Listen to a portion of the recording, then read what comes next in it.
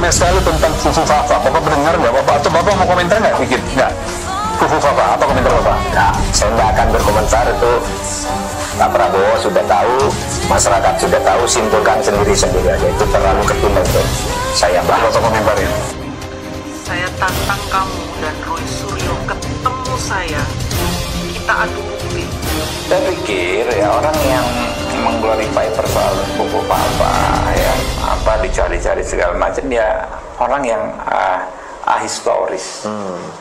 Ya kan, itu kan post factum. Artinya sesuatu yang terjadi di masa lalu. Dulu saya menggugat Pak Jokowi. Judul gugatannya adalah gugatan kecebong, kereta cepat bohongan. Maksudnya kita menggugat soal kebijakan kereta cepat you know kan maksud kecebong apakah ajakan kepada pendukungnya Pak Jokowi. Ya sampai ya sebenarnya bahkan terlalu kasar gitu sendiri kalau melihatnya agak malu juga. Menggunakan baju tahanan kejaksaan, mantan Menteri Pemuda dan Olahraga Roy Suryo keluar dari ruang pemeriksaan tahap 2 di Kejaksaan Negeri Jakarta Barat Kamis sore. Akhirnya Pak Prabowo mengeluarkan statement soal Fufu Fafa. Kita dengerin dulu ya, kalian jangan skip disupport. Saya Adnan Adam, Ketua Pemuda Pancasila Kabupaten Biren, ingin menyampaikan rasa syukur dan terima kasih yang sebesar-besarnya atas pembangunan jalan tol di provinsi kami. Sejak Bapak jadi presiden, tapi berhubung di sini baru bisa. Alhamdulillah dapat bingkisan dari Ibu Iriana dan dapat sedikit amplop dari Bapak. Berkah barokah buat Bapak sama Ibu sekeluarga pokoknya. Saya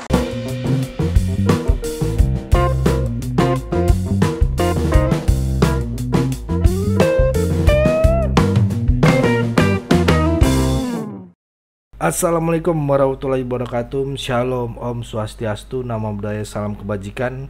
Kembali lagi dengan saya di sini Leonardo Sirait di channel kesayangan kita Sirait Media. Buat kawan-kawanku yang baru nonton video ini, jangan lupa bantu untuk klik tombol subscribe dan bunyikan loncengnya agar nanti ada video-video informasi yang A1 akan kita bagikan di channel Sirait Media ini. Oke teman-temanku, di kesempatan kali ini kita akan bahas tentang Mas Kaisang yang kemarin viral masalah jet pribadi. Nah, ini dia. Kali ini Mas Kaisang membuat geger ya di media sosial, teman-teman ya.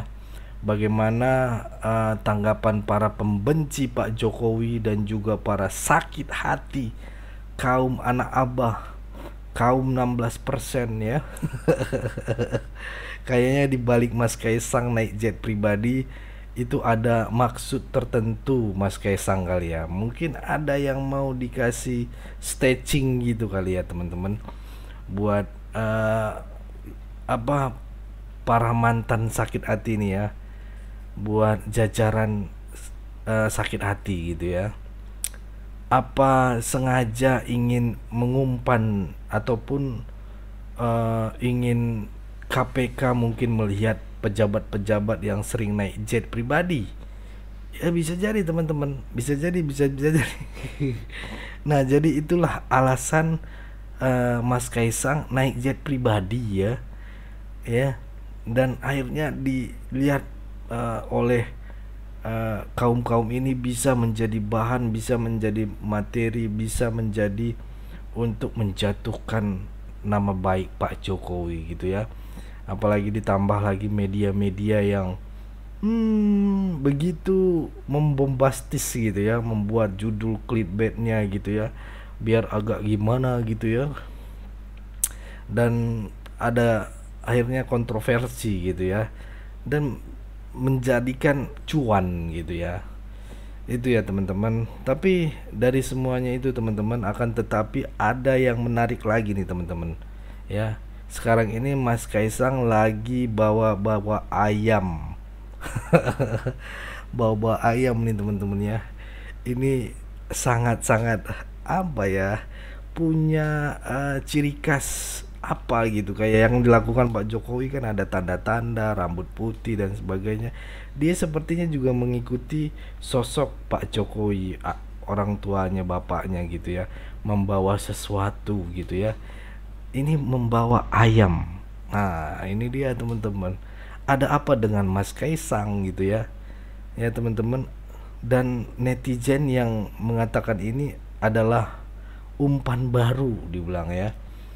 Pembahasannya di media sosial, Kaisang itu membuat politik baru gitu ya, umpan baru gitu, ataupun kasus apa lagi yang mau diungkap Mas Kaisang ini ya gitu ya, selain ya seperti yang kemarin harus semuanya akhirnya diungkap. Mahfud MD make jet pribadi, Anies bawa ini, terus Megawati juga bersama Puan, dan akhirnya direspon oleh Ibu Megawati itu adalah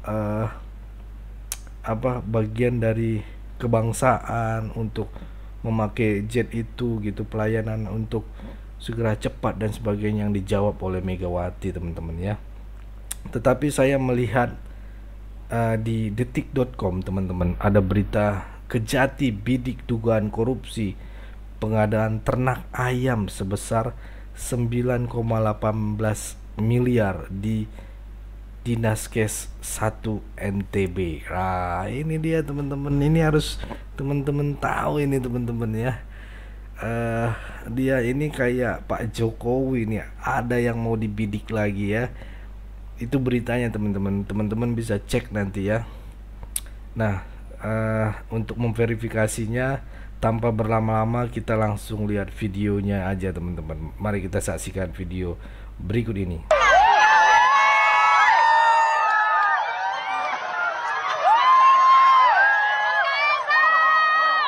Waduh, ada aja Mas Kaisang nih ya. Ternyata ini menyindir ya, menyindir ada korupsi di ternak ayam. Ya, kita mulai paham betul ya dengan hal-hal seperti ini ya. Jadi ini adalah ciri khas yang dilakukan gitu teman-teman ya. Percaya atau enggak ya, yang pasti ada lagi yang terbongkar ini teman-teman. Teman-teman bisa lihat nanti ya, adakah yang harus diungkap gitu ya, drama-drama lagi gitu ya. Kayaknya seru juga nih teman-teman ya, karena di sini banyak sekali kasus-kasus yang akan nanti diungkapkan gitu ya, karena persoalan yang ternak ayam ini gitu. Ini memang sepertinya Mas Kaisang ini membidik dugaan korupsi pengadaan ternak Rp 9,18 miliar di Dinasker ya, NTB. Itu kayaknya Mas Kaisang ini juga ingin membongkar kasus-kasus korupsi di akhir-akhir masa jabatan Pak Jokowi. Tapi mari kita saksikan dulu video berikut ini. Ramai sekali tentang Fufu Fafa. Bapak mendengar nggak Bapak? Atau Bapak mau komentar nggak dikit? Nggak.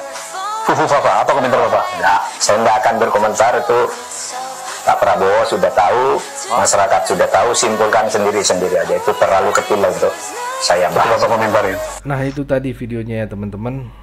Ini Pak Mahfud ngapain lagi nih pakai ngebahas tentang akun Fufu Fafa ya.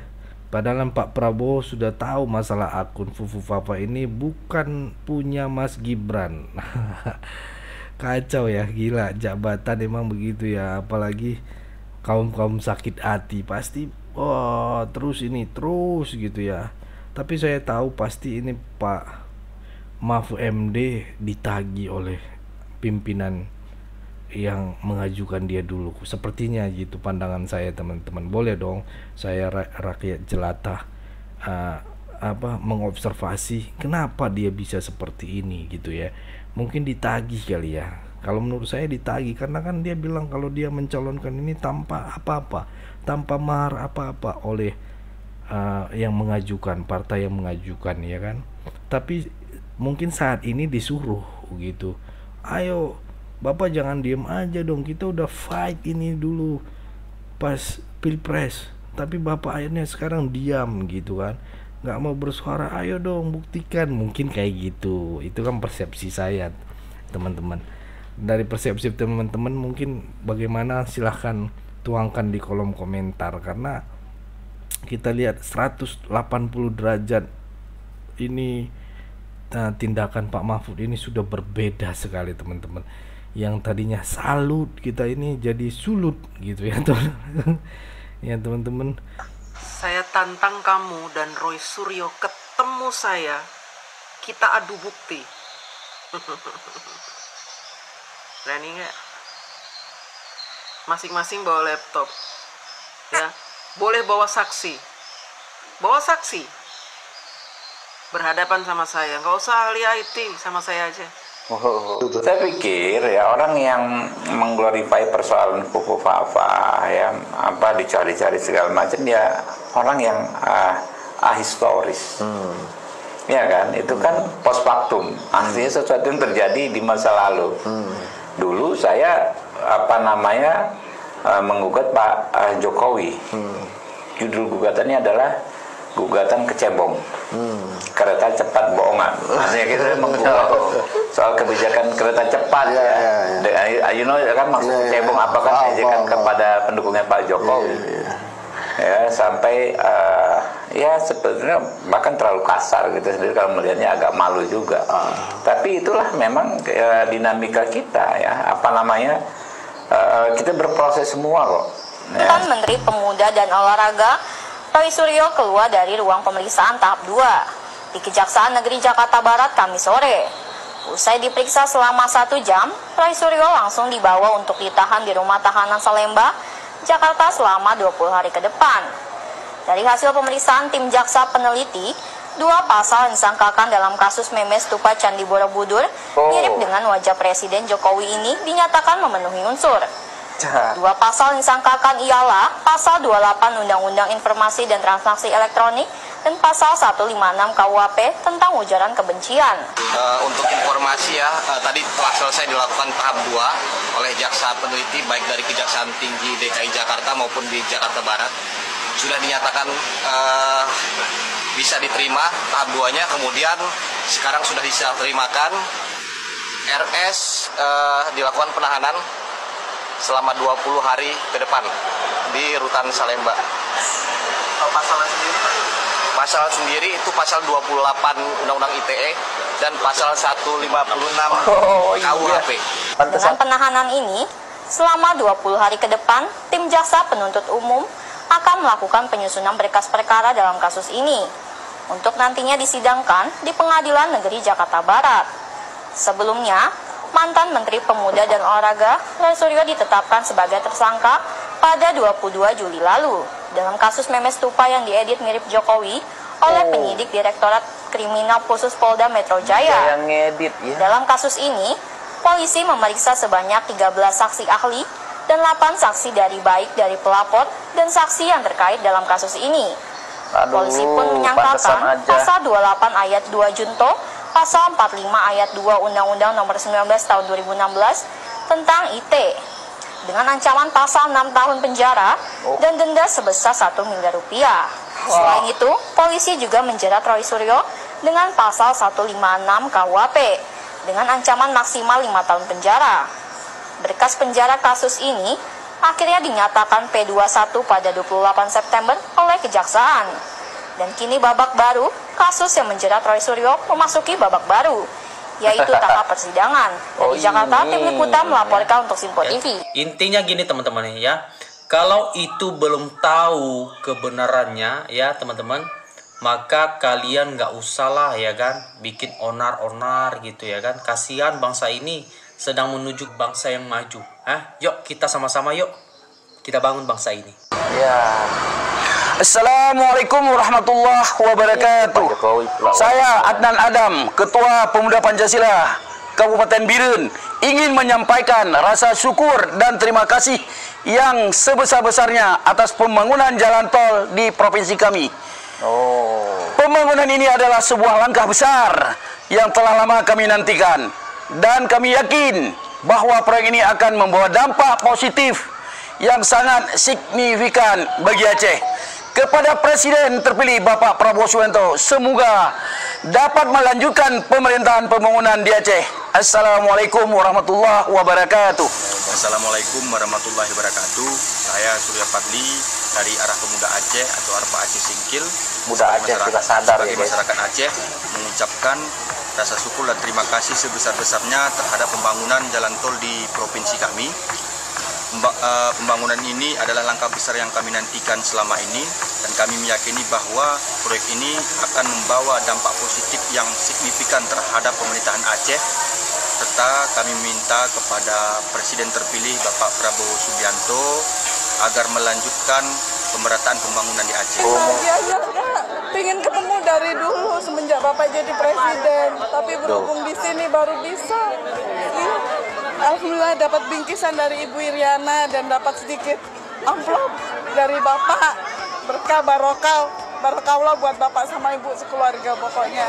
Saya driver Grab, jadi sengaja saya 3 hari kemarin tiba-tiba saya ngantar penumpang di daerah Danau Permai. Jadi saya tuh kok banyak pas-pampres gitu. Terus saya berhenti tanya, ternyata ada agenda Bapak di Surabaya lagi. Yang kemarin saya nggak tahu agendanya Bapak, padahal saya udah nyusulin ke Double Tree tapi Bapak udah jalan. Alhamdulillah di Pasar Duku Kupang ini saya bisa puas ketemu sama Bapak. Aduh, saya pengen kena ulah rali. Sabarnya, baiknya, ya Allah baiknya itu nggak terbaik, nggak bisa terukur. Aku seneng Mbak, seneng banget aku dapat tas sama kaos. Alhamdulillah dari Pak Jokowi kaos, saya salaman sama Pak Jokowi, Bu Riana. Alhamdulillah saya bersyukur sampai saya ini gemeter kaget gitu loh. Sampaikan terima kasih, semoga lancar rezekinya. Sehat selalu Pak Jokowi sama Bu Riana. Itu apa programnya Pak Jokowi? Mungkin itu aja ya teman-teman, udah panjang juga kita ngomong, nanti teman-teman nggak mau nonton sampai habis lagi ya. Oke teman-teman, banyak sekali ini pembenci Pak Jokowi mengatakan di masa jabatannya Pak Jokowi berakhir buruk katanya gitu ya. Padahal banyak banget orang menangis di akhir jabatan Pak Jokowi ya, karena Pak Jokowi mencintai rakyatnya dengan setulus hati. Itu ya teman-teman ya. Oke, cukup segitu dulu teman-teman. Berikan tanggapan teman-teman yang menonton di video ini, bagaimana pandangan kalian, bagaimana pendapat kalian. Kolom komentar saya persilakan sebanyak-banyaknya teman-teman. Kalau teman-teman nonton, please isi kolom komentar. Ayo kita ramaikan kolom komentar. Mana tahu Pak Mahfud MD menonton video ini. Jadi buat mengapresiasi beliau itu kan, atau memberikan bidik baru gitu, atau membuat dia teredukasi. Dia bisa jadi ketika melihat thumbnailnya Pak Mahfud, terus judulnya ada Mahfud MD, dan akhirnya tim sukses dia, tim dia atau asisten dia, Pak nonton ini Pak gitu, baca Pak komentar-komentarnya. Bapak harus ikutin arahan komentar dari netizen di video YouTube channel Sirait Media. Bisa jadi kawan-kawan kita kan nggak tahu teman-teman. Jadi perbanyak teman-teman komentar kalian, jangan segan-segan, jangan takut-takut untuk berikan komentar kalian di kolom komentar. Tinggalkan 1-2 jejak gitu ya, singkat padat juga nggak masalah.